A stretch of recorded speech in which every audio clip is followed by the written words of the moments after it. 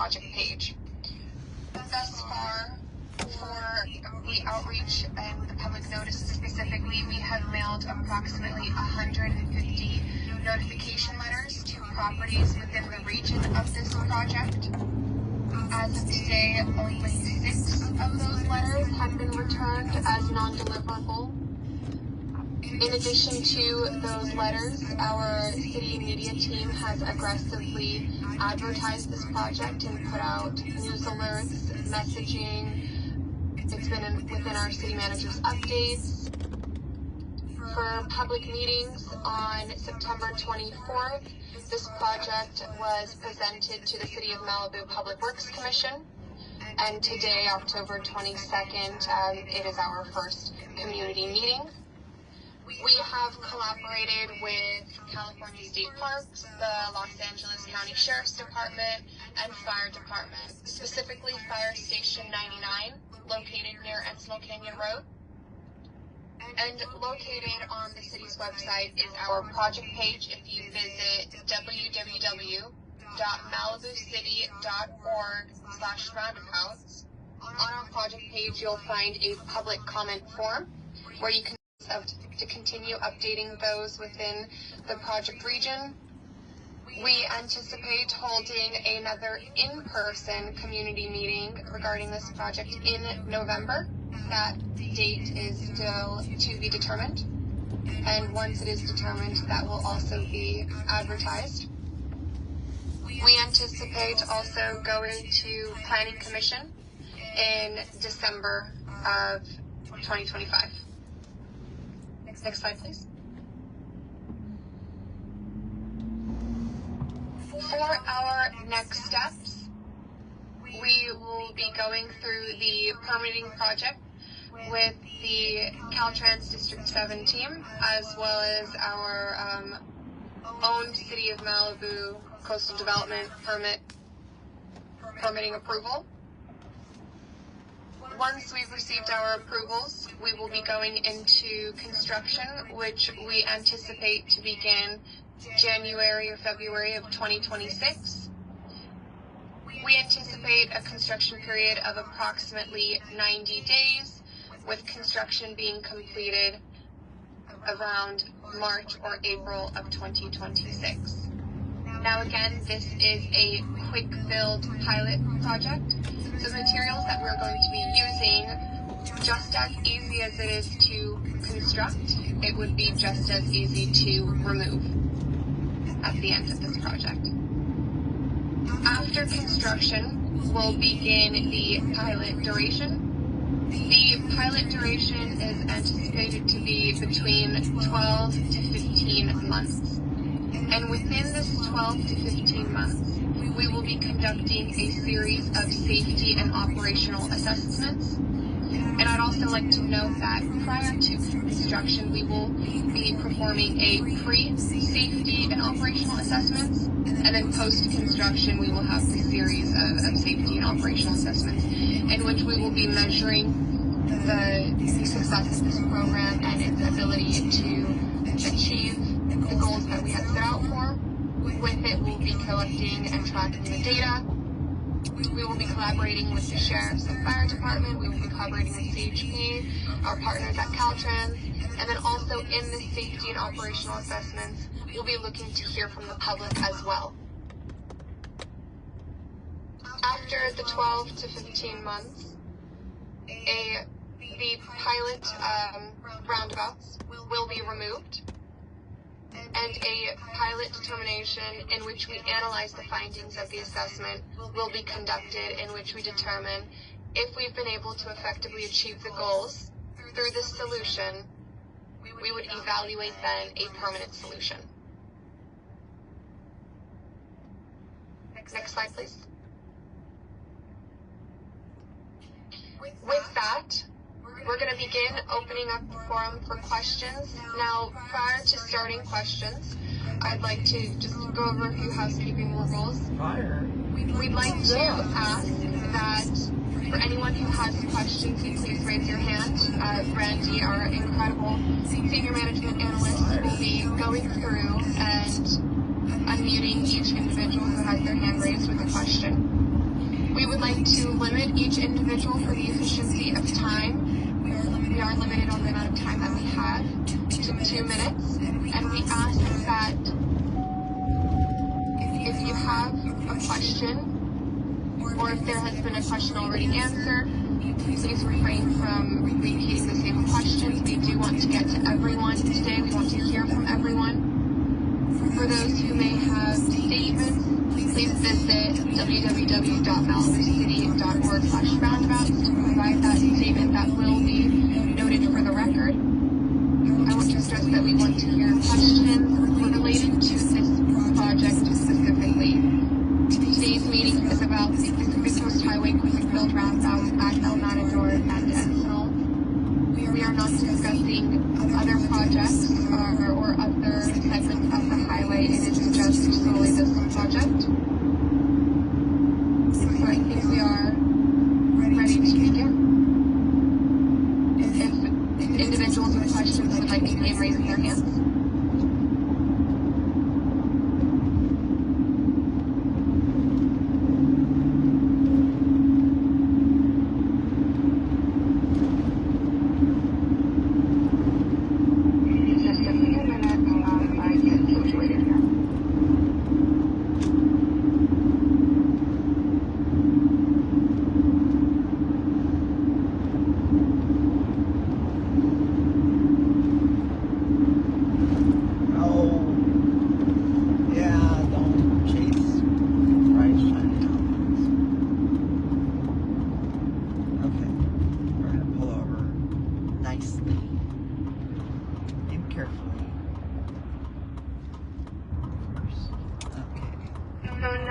We have a handful of comments in the chat. Did you want me to read those off first before you begin?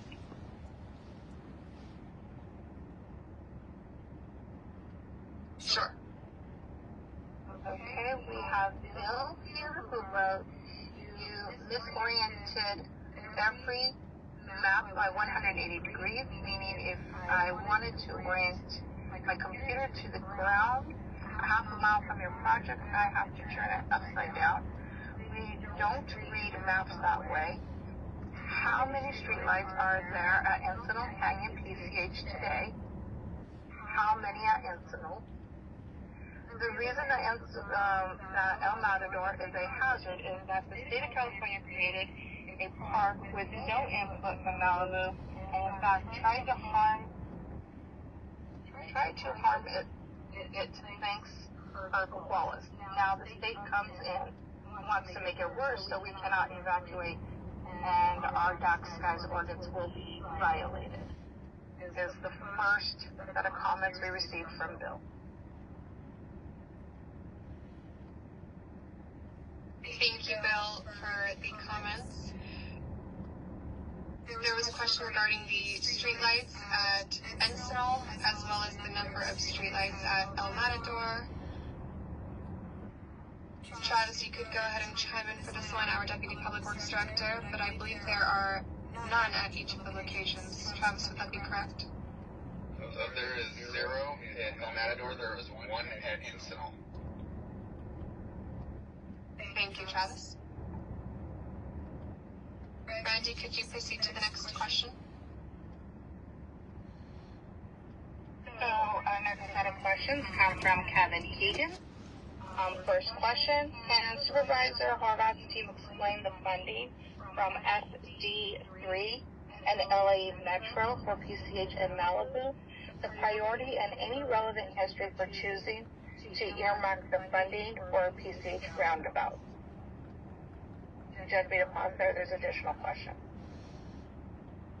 Yes, thank you for that. To address that question, unfortunately, as we all know, on October 17th of 2023, we tragically lost 4 lives on Pacific Coast Highway. After the death of the 4 Pepperdine girls, the supervisor's office reached out and in collaboration with City and Caltrans wanted to provide funding to the city in order to implement a fast solution that could address safety on Pacific Coast Highway. that solution was the roundabout solution.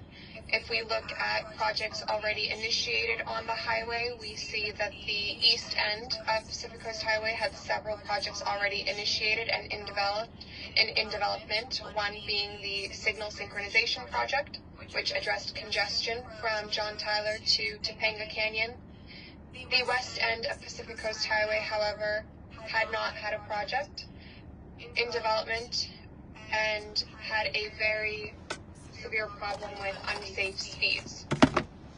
A fast solution to that, to test and implement rapidly, was the roundabout solution and in its quick build nature. Moving on to the next question from Kevin Keegan. Can Caltrans provide an overview of the related emergency evacuation plan with the loss of lanes in both directions, how emergency vehicles can get through, and expectations for residents?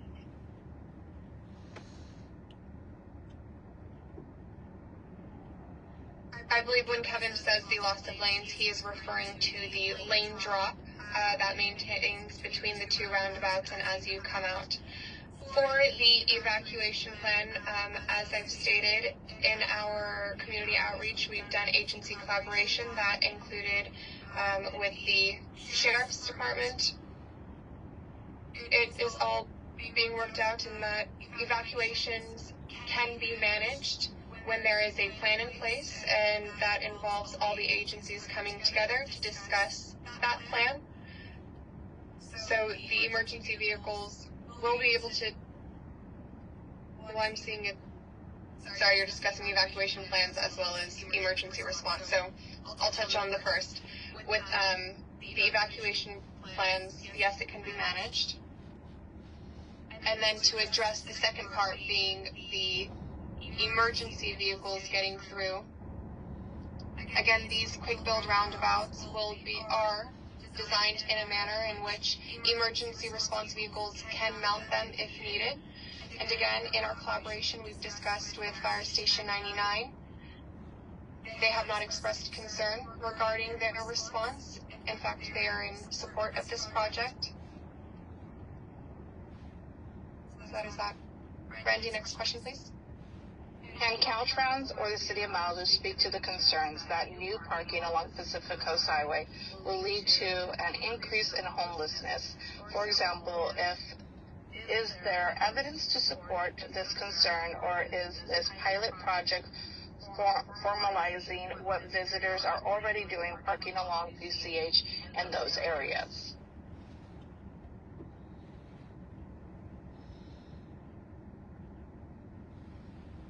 Thank you for that question. So a couple points there. With the parking along, the provided parking that will be allowable now, we are accommodating the vehicles that are already there on site and allowing and providing the facilities for them to properly cross the highway and reach these access points. Separate from that, we are evaluating overnight parking restrictions to address the overnight campers. And then I will allow for the Deputy Public Works Director or anyone from Caltrans if they wanted to add additional commentary there. Nadia, I can add a couple comments. So one of the things that would probably, and we're considering, is the implementation similar to the Las Tunas area or Corral area or the Zuma Beach area, is the overnight parking restrictions to kind of try to, in an attempt to stop the overnight parking camping that happens in areas. Okay. That's the reason the guy is... Okay. Thank you. Oh, fine. Thank you. Parking 12 a.m. to 2 a.m. and then the other side would be 2 a.m. to 4 a.m. We have this throughout the city, and it would be done in a similar manner to in an attempt to avoid that overnight parking. Next question, please, Randy.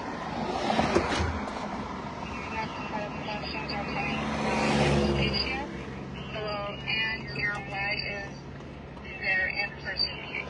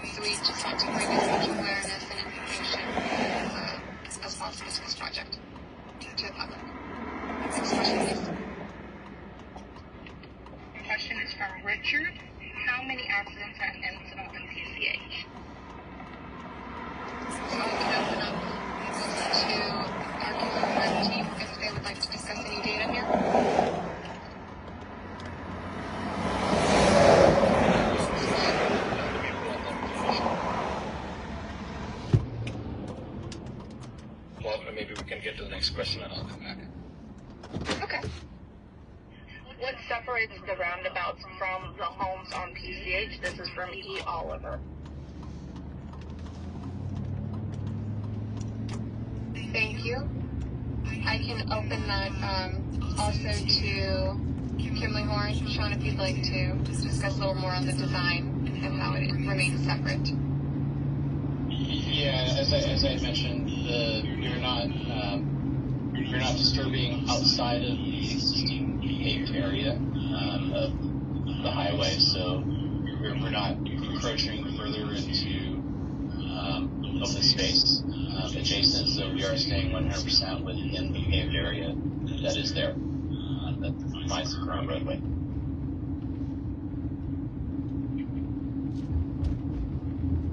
Thank you. Next question, please. Can I add to that? That's my question, and I don't understand the answer. Is there going to be some kind of barricade between the roundabout and the homes? Or is it just going to be flat and just painted?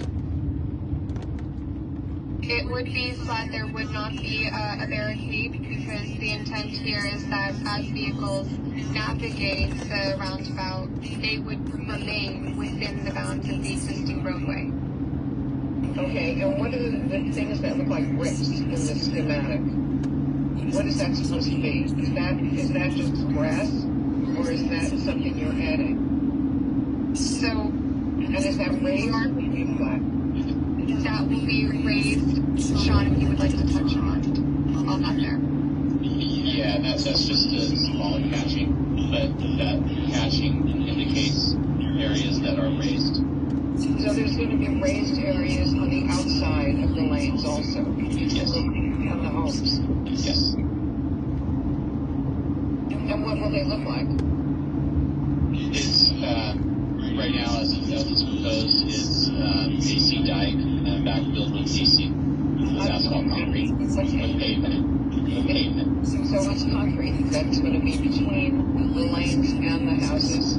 Yes. And no concrete, that is paved, it's blacktop, it's the same pavement that's out there today. And so it's just going to be elevated. It's going to be elevated. Oh, and what about the houses? What about the driveways to the houses? There are gaps. It's going to be elevated between?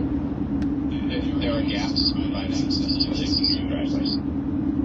I apologize to interrupt. We have 2 minutes. How many existing driveways do you figure that you're going to be encroaching upon? Hi, Mommy. Thank you, Ellen, for your question.